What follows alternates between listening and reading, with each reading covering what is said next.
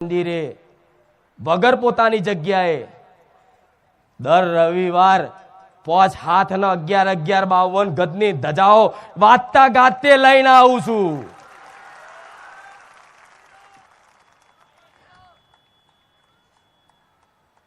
એમને 52 ગજની ધજાઓ ફરકાતી, એમને માં કેસરીઓ લહેરાતો, મારો રોમ મારી ગાદીએ બિરાજમાન છે,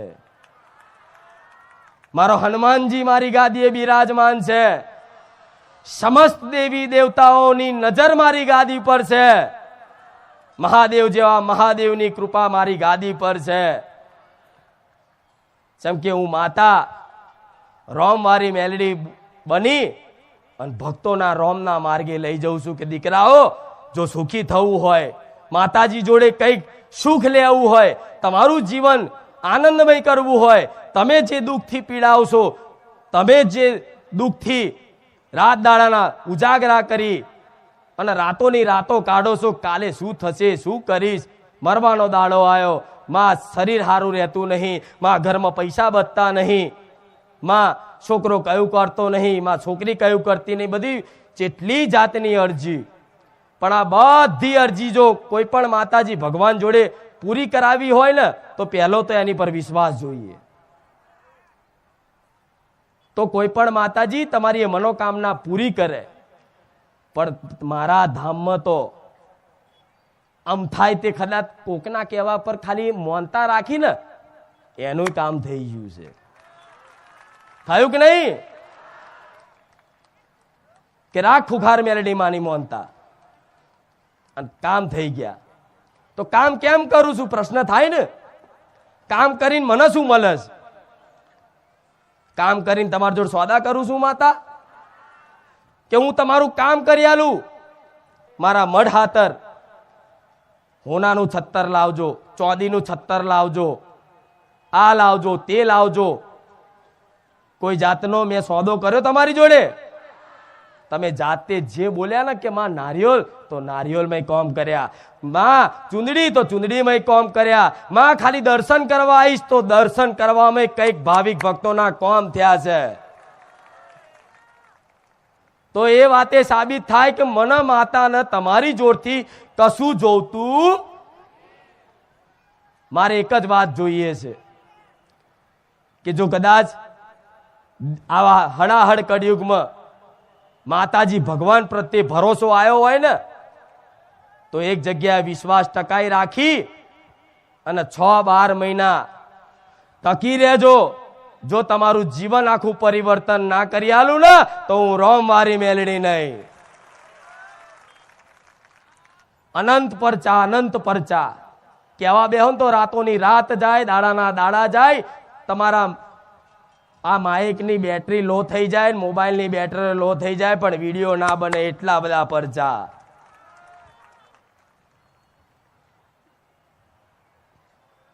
તો એક વખત દિલથી તમે તમારી કુળદેવીને હું કહું એમ સ્મરણ કરી લો કે હે માં, બોલો હું બોલાડું એવું. અમે આજે બારેજા ધામમાં સોલંકી પેઢીની માતાના દર્શન કરવા બહુચર મેલડીના પારે અમારા સુખની કામના કરીને આયા છે. પણ બહુચર મેલડીમાં એવું કહે છે કે તમારા ઘેર તમારી જે કુળદેવી બેઠી એ જ મારો ભગવાન. તો એ જ તમારા ભગવાન ને મારા બહુચર મેલડીના રામ.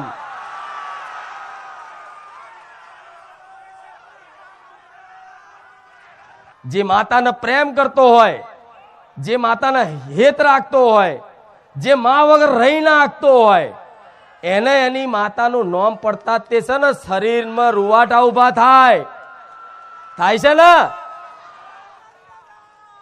તો આ રૂવાટા ઉભા થાય છે તો મોની લેજો, તમારી માં તમારી જોડે જ છે.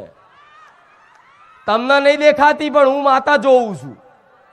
દરેકની કુળદેવી આજે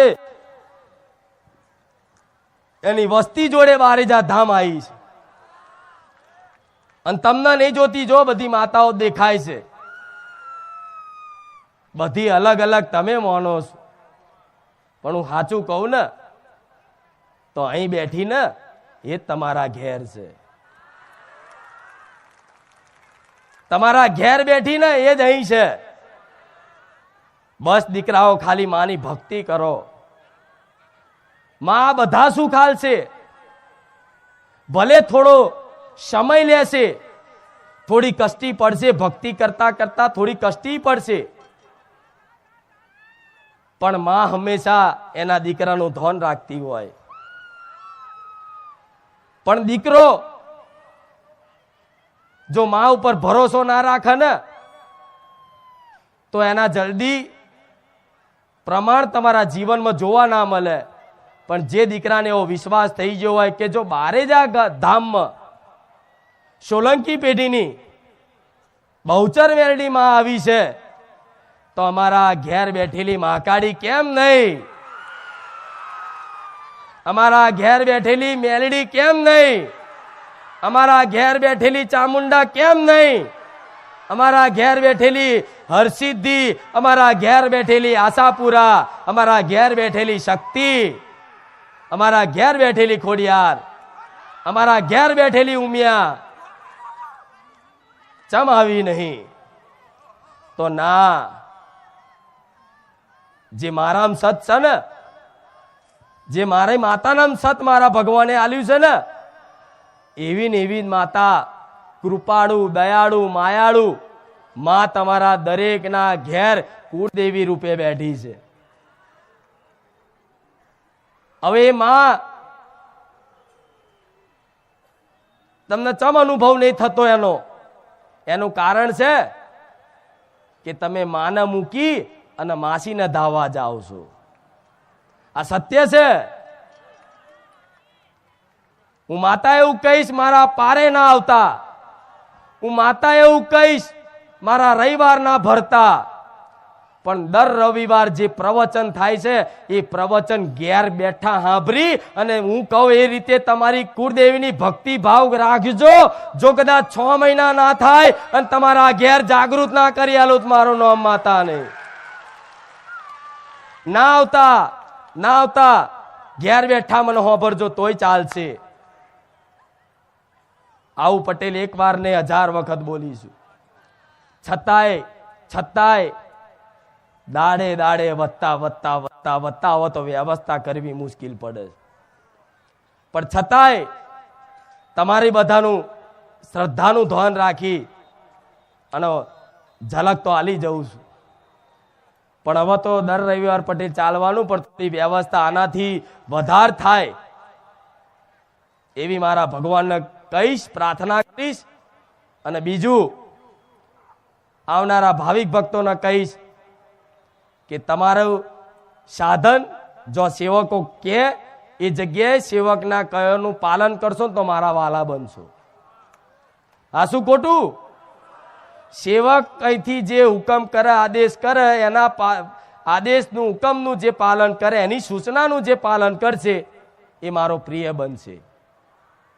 બીજી વસ્તુ, મારું ધામ પવિત્ર ને પાવન છે, તમે માનો છો ને? તો આ પવિત્ર અને પાવન ધામમાં જ્યાં ત્યાં કચરો ફેંકવો, જ્યાં ત્યાં ગંદકી કરવી, આ ધામમાં આટલી ખાલી જવાબદારી દરેક જો મારા આવનારા ભાવિક ભક્તો લઈ લે ને તો હું માતા ખૂબ પ્રસન્ન થઈ જાઉં. આ કેમ માંગુ છું તમારી જોડે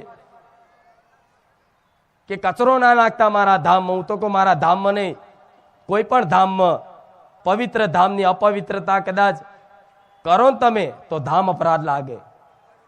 ધામમાં આવી અને ગુસ્સો કરી અને કોકના ગાર બોલો તો એ ધામ અપરાધ લાગે. હવે તમે મારી જોડે કૃપા લેવા આવ્યા હોય અને કોઈ સેવકને કે કોઈ પણ અન્ય વ્યક્તિને ગમે તે કરી ઊંચા અવાજે બોલી કા ગાર બોલીને કદાચ કોકને કહી નાખો, જો કોકની આત્માને ઠેસ પહોંચી ને તો આખો રવિવાર બધો ફેલ. આ શું ખોટું? હું તો કૃપા કરવા બેઠી છું એટલે આટલી સલાહ આલું છું. તો કચરો, પાન મસાલા, બીડી, તમાકુ જે ખાતા હોય, હું તો જો એવું નહીં કહેતી છોડી દો, એનું કારણ છે કે મને માતાને છોડ દે પણ પાન મસાલા ના છૂટે એવા માણસો છે, એટલે માર ના કહેવાય. હા, પણ હું પાન મસાલા ખાવાની તમને સલાહ નહીં આવતી, છુટ્ટી નહીં આવતી, પણ અમુકનું વ્યસન થઈ ગયું હોય છે તો હું જાણું છું. ખીચામાં બેહી અને પ્રવચન ચાલતું હોય ને તોય પડીકી કાઢે નહીં. ભલે પણ એ કચરો તમારા ખીચામાં રાખજો. જે કચરો નાખો એ ડસ્ટબિન બનાવેલા હોય, આવતા રવિવારે એની થોડી વધારે વ્યવસ્થા થઈ જશે, પણ એ ડસ્ટબિનમાં કચરો નાખશો તો મારા પ્રિય ને વાલા બનશો. બનવું છે ને મારા વાલા? કૃપા જોઈએ છે ને? સુખ શાંતિ બધાને મળી મારા ધામમાં આવીને એવી બધાને જોઈએ છે ને? તો ખાલી આ કીધાનું જે પાલન કરશે એની પર વિશેષ મારી મેલેડીની કૃપા રહેવાની.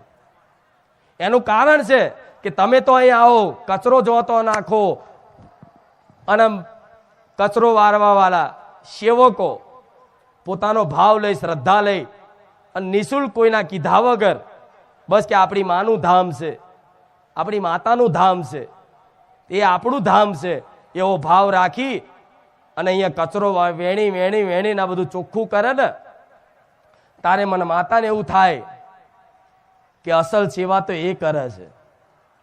આ બીજી વખત બોલી, કોઈ પણ ધામની પવિત્રતા કોઈ જાળવી રાખતું હોય તો સાફ સફાઈના કર્મચારીઓ, પોતું મારવા વાળા, જોજો બધી જગ્યાએ ધામમાં કચરો વાળવા વાળા, સાફ સફાઈ ચોખ્ખું રાખવા વાળા, ત્યારે તમને ત્યાં આનંદની અનુભૂતિ થાય, પ્રભુતાની અનુભૂતિ થાય, દિવ્યતાની અનુભૂતિ થાય, અલૌકિક વાતાવરણ દેખાય. તેનું કારણ છે કે સેવકો, એના કર્મચારીઓ એ ધામને ખૂબ સારી રીતે ચોખ્ખું રાખે ને, તારે માતા પવિત્ર અને નિર્મળ દેખાય. આવું માતા બોલું છું. તો તમે મારા ધામમાં આવતા હોય તો કચરો કોઈ નાખતા અને નાખવો હોય તો મારા ધામમાં આવતા. આ સ્પષ્ટ કહી દીધું. કેમ? તમે ખાલી દર રવિવાર રામમાડી કરો છો, મને ખૂબ હરખ થાય છે, ખૂબ આનંદ થાય છે, પણ આ રામમાડી કરવાની વ્યવસ્થા જે મારા સેવકો રાત દાડાના ઉજાગરા કરીને કરે છે ને, બધાએ બે દાડા ઊંઘ્યા નહીં. કોઈ પૂછવા આવ્યું નહીં આવ્યું, પણ છતાંય આવો આનંદ મળતો હોય તો મારી વિશેષ કૃપા તમારી પર છે કે વગર મહેનતે હું માતા, અહીં ભૂખ લાગે ને તો પ્રસાદી ચાલુ હોય, માથું થોડું દુખે ને તો ચાય મારા ધામમાં મળી જાય છે. બધી સુખ સુવિધા આલી નહીં તે શાંતિથી બેહાડતી હોય તો આ મારી વિશેષ કૃપા છે. જો મારી કૃપાની કાયમ માટે આવી અનુભૂતિ કરવી હોય અને મારી જોડથી સુખ શાંતિ કૃપા જોતી હોય તો મારા ધામમાં કચરો નાખતા નહીં. અને કદાચ કોઈ નાખી દે, કચરો પડેલો હોય, મારા ધામમાંથી કદાચ કોઈ 10 કચરો વીણીને અને બહાર ક્યાંય ડસ્ટબિનમાં કે ક્યાંય કચરા પેટીમાં ક્યાંક બહાર જઈ અને જ્યાં કચરો પડ્યો ત્યાં જઈને કદાચ અહીંથી વેણેલો કચરો લઈ અને બહાર નાખી દેશે ને તો એના ઘેર કદાચ દુઃખનો કચરો વારી અને સુખનું અજવાળું ના કરું તો મારું નામ માતા નહીં. આ સત્ય છે. આ બધી કૃપા જોતી હોય તો હું ચો બીજું કશું માંગુ છું તમારી જોડે. મેં તો મંદિર માટે કામના નહીં કરી, મારો ભગવાન બેઠો છે. સમ મારા દુનિયાને એવું સાબિત કરવું છે કે મોટા મંદિરમાં ના હોય ને, એ નાના ગોખલામાં બેઠી હોય. પણ મારો ભગવાન તમારા જેવા ભક્તોની આસ્થા માટે મારા મંદિરનું નિર્માણ બહુ સમય રાહ નહીં જોઈ પડે. આવું રોમવારી મેલડી જાહેરમાં બોલું છું. પાલન કરશો ને? આ રવિવાર તો આવું જ પ્રવચન રહેશે. મને નીતિ નિયમ તો